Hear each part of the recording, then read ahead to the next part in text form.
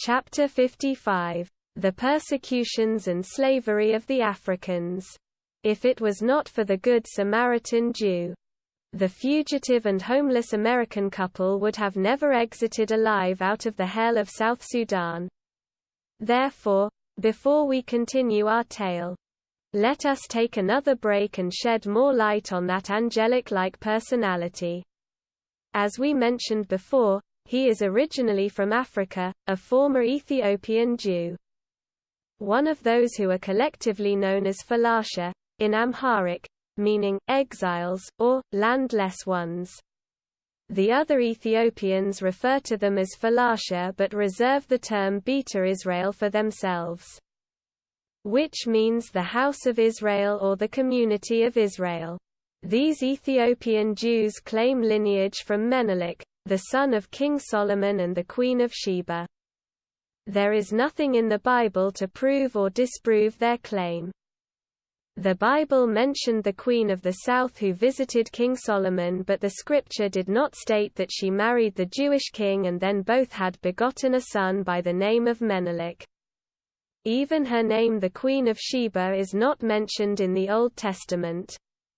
However, the Islamic heritage called her the Queen Balkis and claimed she was originally from a kingdom in Yemen. But the Ethiopian Jews rejected the Islamic claim and said she was a queen in Ethiopia. At any rate, those Ethiopian Jews had lived in Ethiopia for 3,000 years. The government of Israel combined with all Jewish religious authorities recognized the Ethiopian Israelites as true Jews and arranged their return to their homeland. Between 1979 and the 1990s, most of Beta Israel or Ethiopian Israelites had returned to Israel. Today, there are over 200,000 Ethiopian Jews in Israel. It is important to mention that while the Jews of Ethiopia are accepted as true Jews, the African Americans who claim to be Black Hebrew Israelites are not recognized by the Jewish religious bodies nor the government of Israel. The 5,000 of them or so who moved from America to Israel have remained foreigners to this day. Some of them are facing the danger of deportation while others remain as foreign tourists in Israel. Since this issue has resurrected itself again, let us deal with it once and for all. Especially, this time we have come across real African Jews who were once sojourners of the Black Continent. To begin with, there are two kinds of people in Ethiopia. Some look like black Africans and the others like white Arabs. This case is just like in India. Some Indians are white because they are the descendants of the Aryans who emigrated from Europe. The region of Georgia today, and some Indians are black because they are the descendants of the dark-skinned Dravidians who are the original inhabitants of the subcontinent of India. The Aryans defeated the Indian Dravidians and kicked them out of the Indus Valley and pushed them to the south of Hindustan. Then, the Indo-European Aryans created the caste system and clothed it with the attires of divinity in order to subjugate and enslave the Dravidians forever.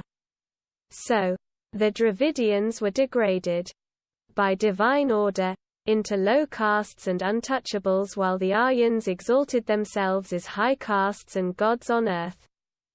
Simplistically, India today looks like a black and white picture, with the southern Indians black and the northern Indians white. Having said that, it is clear why some Ethiopians look like black Africans and others look like white Arabs. There is a common belief that the biggest Yemeni tribe, the Habasht, immigrated to Ethiopia and settled over there, giving the country its old Arabic name of Al-Habasha. Therefore, as there are Indo-Europeans in India, likewise we have Ethiopian Arabs in Ethiopia. Nonetheless, let us assume that all Ethiopians are Africans and accordingly discuss that question of who the true Hebrew Israelites really are. As we have mentioned earlier, there are many black groups in the Americas claiming to be the true Hebrew Israelites, calling the Jews of Israel fakes and imposters. All the Black Hebrew Israelites groups use a myriad of arguments to buttress their claims or to discredit the Jews of Israel. Not all black groups accept one set of arguments or evidence. Howbeit, the common denominator among all three groups is the belief in three claims. The first is a book written by a Jewish author and published in 1976, the second being the standard DNA test. And the third is the scripture itself. I will try to discuss each one of these hypotheses briefly. Firstly, let us begin with the first argument, which based on the book, The 13th Tribe, by Arthur Koestler and was first published in 1976. Koestler claimed that the Ashkenazi Jews of Europe who immigrated to Palestine and founded the present Israel state were the descendants of Turkish tribes known as Khazars who converted to Judaism in the year 740 AD. He concluded that the Ashkenazi Jews today have no connection with the Jews of the Bible and hence have no right to claim that Palestine is their promised land. Koestler's theory has no evidence and hence rejected by all scholars in the field. For example, the historian Bernard Lewis, who has strong Arab sympathy, stated that this theory is supported by no evidence whatsoever. It has long since been abandoned by all serious scholars in the field, including those residing in Arab countries, where the Khazar theory is little used except in occasional political polemics. After the destruction of the Jewish temple by the Roman commander Titus in 70 AD, the Roman took 97,000 Jewish prisoners who became slaves in Europe. When the Jews were freed and allowed to settle in Europe, they formed two Jewish communities in Germany and Spain. The former was known as the Ashkenazi. Ashkenazi Jews means German Jews, and the latter was called Sephardim. Sephardic Jews means Spanish Jews. The term Ashkenazi formerly meant German Jews and later applied to generically mean all Eastern European Jews. Secondly, the so-called evidence of the DNA results is yet another point of contention. According to this school of thought, DNA tests prove that 98% of the Jews of today are non-Semitic. This claim itself has been disproved with the maturing DNA protocols. In short, the claim that 98% of the Jews are non-Semitic is simply a lie. Pure Semitic Jews from the Middle East countries like Iraq, Yemen, Iran, Egypt, and Syria comprise 20% of the Jewish people today. Those Arabic and Hebrew-speaking Jews have never been to Europe and remain indigenous to the Arab countries up until the 20th century. As soon as the United Nations declared Israel as an independent state in 1948, they were heavily persecuted and forced by the Muslims to leave. So, even if we assume, for the sake of argument, that all Ashkenazi Jews are Khazars, still more than 20% are pure Jews. It is important to state that all Islamic authoritative religious texts such as the Quran, the Sunnah, Hadiths, and al-Sirah biography of Muhammad mentioned that there were considerable numbers of Jewish tribes in two of the main three cities of Arabia, Mecca, Medina, and Khaybar. Two-thirds of the inhabitants of Medina at the time of Muhammad were Jews from the tribes of Banu Nadir, Banu Qaynuqa, and Banu Qurayza. Khaybar was a Jewish city and inhabited by Jews only. Prophet Muhammad expelled the two Jewish tribes of Banu Nadir and Banu Qaynuqa out of Medina and sent them to Palestine, and then he had massacred all the men of the third Jewish tribe of Banu Qurayza. He then redistributed their women and children among his mujahideen. He also raided the Jews of Khaybar city, confiscated their homes and properties, and sent them to Palestine. These undeniable Islamic accounts have proved two important points. Point 1. The main Islamic religious texts never mention that Palestine belongs to the Arabs, but on the contrary, The action of the Prophet Muhammad reinforces the idea that he believed the right place for the Jews in Palestine. Point 2. Not all Jews who were forbidden by the Roman Emperor, Hadrian, to live in Palestine had left the region of the Middle East and dispersed in Europe and North Africa. In the year 135 AD, Hadrian renamed Judea as Syria Palestina and Jerusalem as Aelia Capitolina. And then he expelled large numbers of the Jewish communities out of the land. To claim Palestine as their historical homeland, the Arab Palestinians have done the same thing the Black Hebrew Israelites of America are trying to achieve. The Arabs claim that they are the descendants of the original Philistines who used to live south of Judea and had engaged in constant war with the Israelites. Remember the story of David, an Israelite, and the giant Goliath, a Philistine.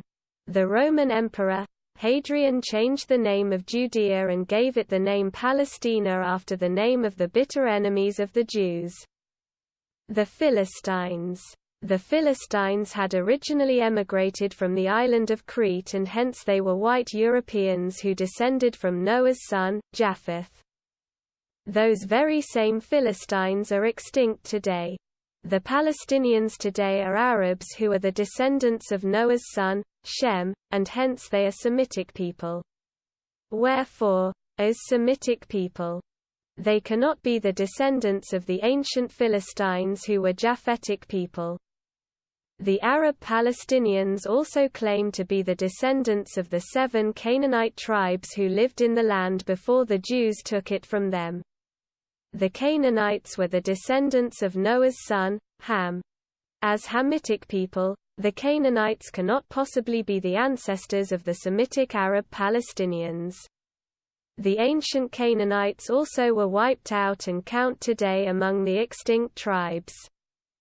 The Arab Palestinians had been named Palestinians by the Europeans, due to the growing anti-Semitism in Europe, in the 19th century. Some European writers began to refer to the Arabs of that region as Palestinians. Prior to the 19th century, the Arabs of Palestine never called themselves Palestinians. Neither the Quran nor the Hadiths of Muhammad have ever called any Arab people Palestinians. The claim to fame that the so-called Hebrew Israelites of America refer to is DNA studies. According to extensive DNA studies comparing Ashkenazi and Sephardic Jews, it was found that almost 75% of the Ashkenazi male line is Semitic and 50% of the Ashkenazi female line is Semitic. That means that 63% of Ashkenazi Jews are Semitic plus 20% of Sephardic Jews are Semitic equals 83% of the world's Jewry being Semitic. A far cry from the lie claimed earlier that 98% of the Jews today are not Semitic. An 83% retention rate is amazing considering the pressure of exile and persecution against the Jews over the last 2,000 years. Moreover, genetic testing reveals that there is a resemblance between the Samaritan Jews who had not left the area with the Ashkenazi and Sephardic Jews who came from Europe. Thirdly, supposedly, the strongest evidence employed in the argument is that the scripture supports the claim of the Black Hebrew Israelites.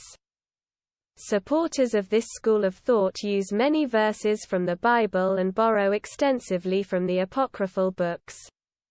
It is not possible for us to go through those hundreds of verses to refute them all. It is enough to discuss the ground upon which the said claim was built. According to this claim, the suffering endured by the Negroes during the time of the transatlantic slave trade and during their years in bondage, as slaves, in the two Americas could be pointed out scripturally as punishment for their disobedience of the Torah or law of Moses. I know the term Negro is a derogatory name, but the so-called Black Hebrew Israelites refer to themselves as Negroes and hate to be addressed as Africans. Simply put, The word Negro means a black person in the Greek language and mentioned in the Bible only one time. Now there were in the church that was at Antioch certain prophets and teachers, as Barnabas and Simeon that was called Niger, and Lucius of Cyrene, and Manon, who had been brought up with Herod the Tetrarch, and Saul. The Book of Acts of the Apostles 13, verse 1. The name Niger means black person, but that Simeon was not the Jewish Simeon Peter who was one of the 12 apostles of Christ. Some black Hebrew Israelites use this Simeon as proof that the early Jews were black people like them and therefore their ancestors. Accordingly, suffering is the gist of the matter.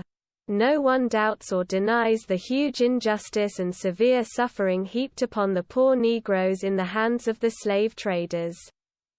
They were invaded and captured by the Arab slave masters and haunted like wild animals from their towns and villages by the assistance of other African slave traders. The Arab and North African Muslims had enslaved them and sold approximately around over 100 million African slaves. This number might sound an exaggeration to the reader. I strongly believe it because in my country Sudan alone one single black Arab slave trader captured, owned, and sold over 1 million Sudanese as slaves. He was known as Al-Zubair Basha. He was the only Sudanese to receive the royal title of Basha from the Turks who jointly with the British ruled Egypt and Sudan.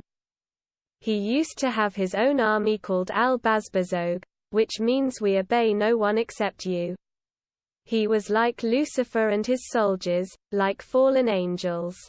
They were among the cruelest human beings ever to walk on the surface of this planet. Imagine such an evil man being so honored in Sudanese history as a great hero, and the biggest street in Khartoum today is named after him. A man who enslaved and sold his own Sudanese people went into history as a great man. He sold over 1 million to the Muslim Turks, and the Turks sold them to the European settlers who shipped them to the New World or the slave markets in Europe. Even the British Army, when slavery was internationally abolished, could not defeat Al-Zubair Basha's army or prevent him from continuing the slave trade. His army continued to raid the African towns and villages of West, South, and Central Sudan and take their inhabitants as slaves until the Turks of Egypt were forced by the British, who appointed them rulers over Egypt, to intervene and stop him. Accordingly, the Turks called Al-Zubair Basha to Cairo, and when there they prevented him from returning to Sudan and kept him in Egypt until his death.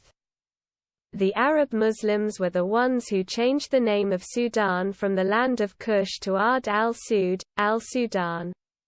Ard al-Sud in Arabic means the land of the people of black faces. The phrase is used in Arabia as an insult rather than a description.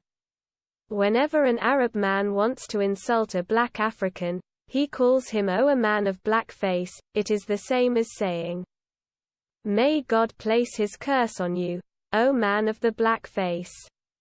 An Ethiopian black man by the name of Bilal was the first caller of prayer in Islam. Even though he was provoked to anger by that negative phrase by some companions of the Prophet of Islam. Another black companion by the name of Yazir ibn Ammar was also called O man of the black face. When the Muslim army invaded northern Sudan and defeated the Sudanese Christian army, they forced an unfair treaty upon them. According to the first article of that treaty, the Nubian Sudanese must pay 360 slaves every year as jizya to the Caliph of Islam in Arabia. They must be young boys and girls. The Christian Nubians fulfilled that demand for 1,000 years until eventually got conquered and Islamized by the Arabs. During the rise of Islam, the Arab Muslims along with the Africans who converted to Islam initiated and implemented the slave trade. The Arabs were the first people to subject the Africans to slavery. The Muslim Arabs raided African villages seeking humans to sell as slaves. With these efforts being largely unsuccessful, they began to seek the aid of blacks or newly converted Africans to their faith. 14 to 20 million African men, women, and children died due to this slave trade. The Arab slave trade lasted from the mid of the 7th century until the 20th century. Even today, there are Arabs in Mauritania, Sudan, and Saudi Arabia who own black slaves. The Arabs' involvement in the transatlantic slave trade lasted 3 centuries long. Their involvement in the Sahara Desert slave trade was 13 centuries long. Islam promotes an institutionalized, religiously sanctioned slave trade. The Quran allows the taking of slaves as war booty against non-Muslims. The Arab Muslims believed that the Africans were like dumb animals, and because of a presumed higher sexual appetite, many African slaves were castrated and made to serve in their Arab masters' homes. The great 14th-century Muslim scholar Ibn Khaldun wrote, "The black nations are, as a rule, submissive to slavery. Because blacks have little that is essentially human and possess attributes that are quite similar to those of dumb animals," quoting Bernard Lewis, Race and Slavery in the Middle East, 1992. Page number 53. In early Islamic states of Western Sudan, present-day West Africa, including Sudan, Chad, Ghana, Mali, Segu, and Singal, about a third of the population were enslaved by the Muslim slave traders. The Sahara Desert slave trade had 6 major routes. 80% of the black slaves died in transit. They were chained together and forced to march barefooted and naked for many days in the blazing heat of the Sahara Desert. They were given little food and water. Water is a scarce commodity in that endless arid desert. Sometimes, they were forced to drink camel urine or their own. The Prophet Muhammad taught that there is good medicine in the urine of a camel. Based on this false claim of their prophet, today in Saudi Arabia, Egypt, and other Arab countries, camel milk and camel urine sold side by side in stores. An Egyptian female scholar earned her Ph.D. in zoology specializing in the importance of camel urine. About 20 million Africans had died in the Sahara Desert slave trade, and other 8 million died before those trade markets were created. When the slave markets were set up in West Africa, the Arab Muslims sold the African slaves to the European settlers in millions. An estimated 11 million slaves were victims of the transatlantic slave trade. 95% went to South and Central America and 5% went to North America. It is estimated that the ultimate death toll was over 100 million blacks who were killed either during the Islamic Holy Wars, which called jihad, against the African villages, and during their slave trades. It is so sad that great African Americans like Muhammad Ali Kelly and Malcolm X converted to Islam believing that Christianity is the religion of the whites and Islam is the religion of the blacks. They were deceived by the false prophet Elijah Muhammad or beguiled by the enticing words of Louis Farrakhan. They and all the followers of the Nation of Islam were ignorantly identified themselves with their Arab Muslim masters who acted as middlemen and sold their ancestors to the Europeans who bought and brought them to the Americas. The Arab Muslims dumped them in boats and sold them to the Europeans as slaves. Prophet Muhammad hated blacks and considered them inferior race. In one of his hadiths he said, "If anyone proclaims the Prophet Muhammad to be black, he is to be killed." Another hadith of the same vein records his likening a black man to the devil.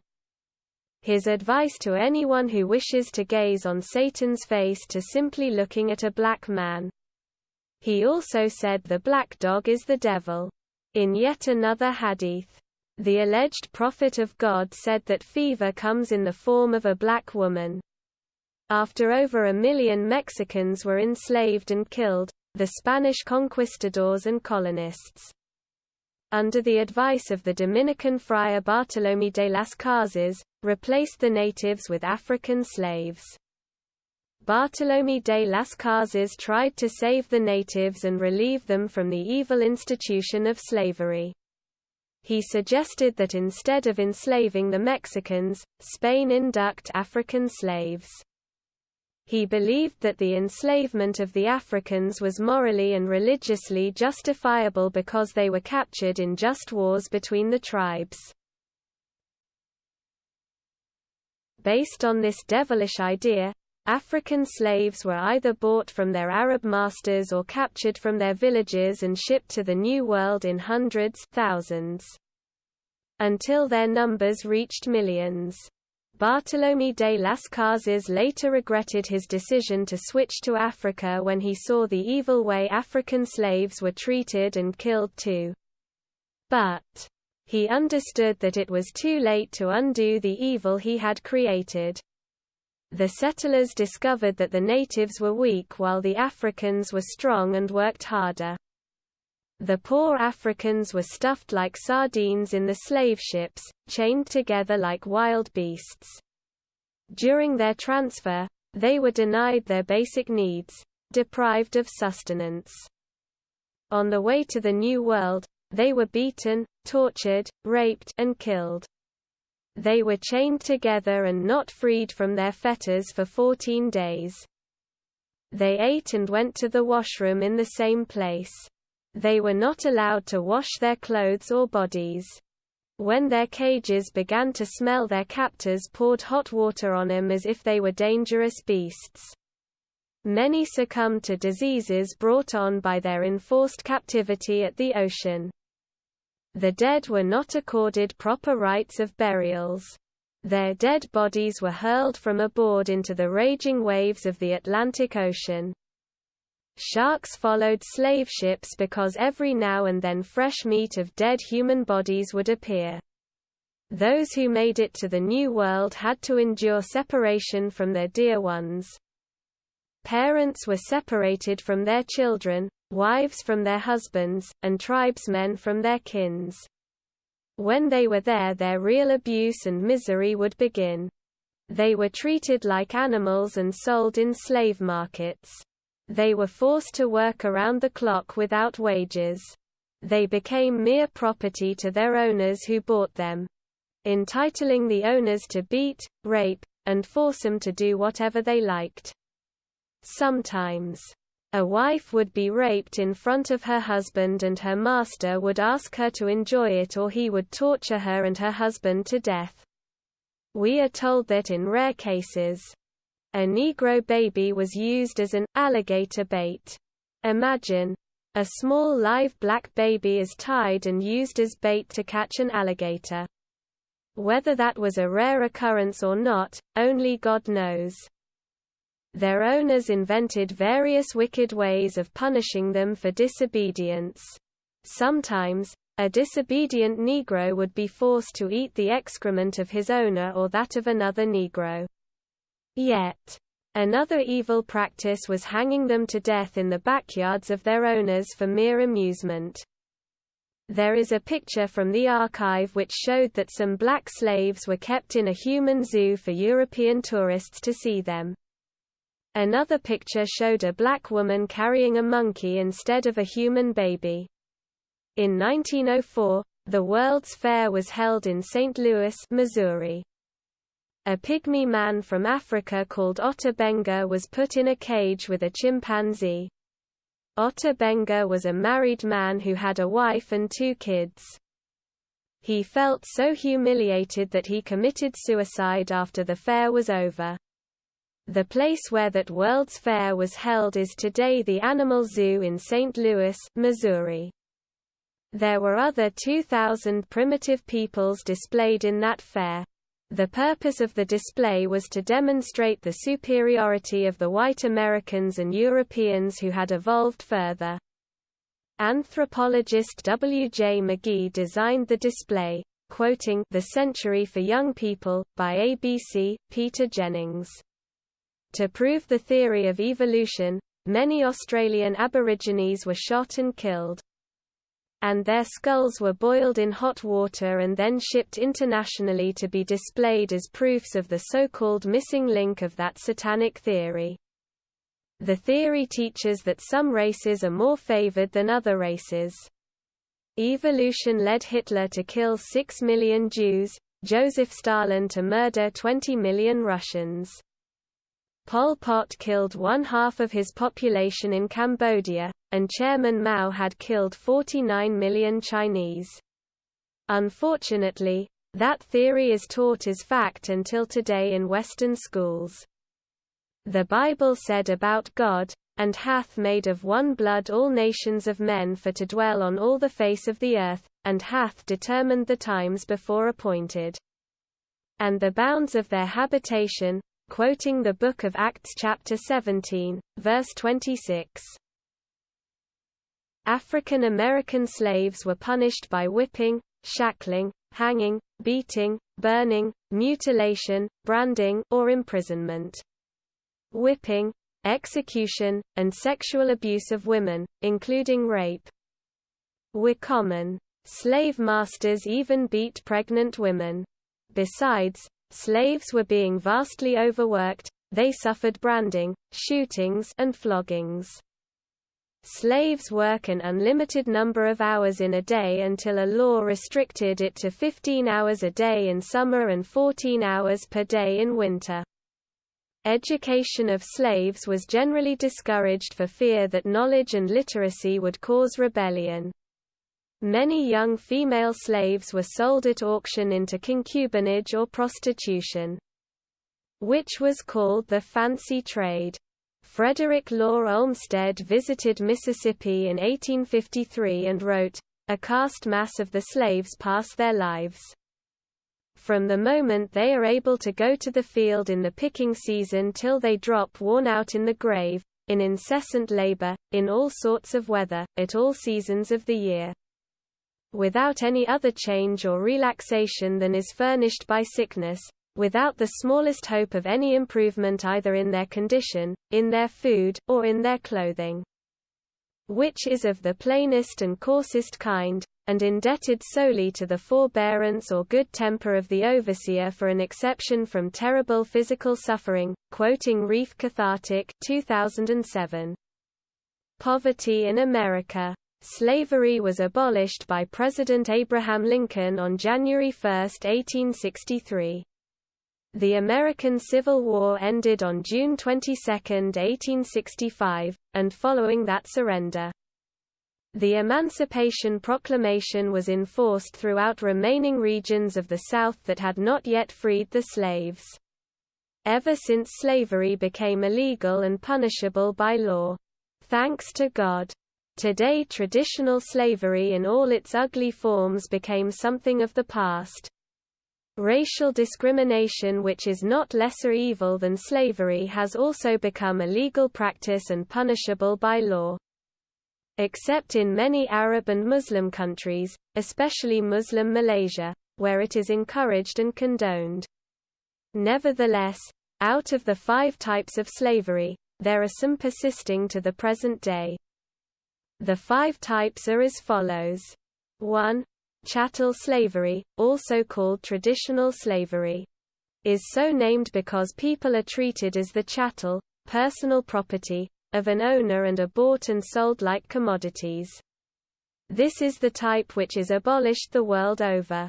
Howbeit, recently the terrorists of ISIS have revived it and sold Yazidi girls in the Mosul slave market because the Quran permits them to do so in Surah Al-Nisa 4, verse 3.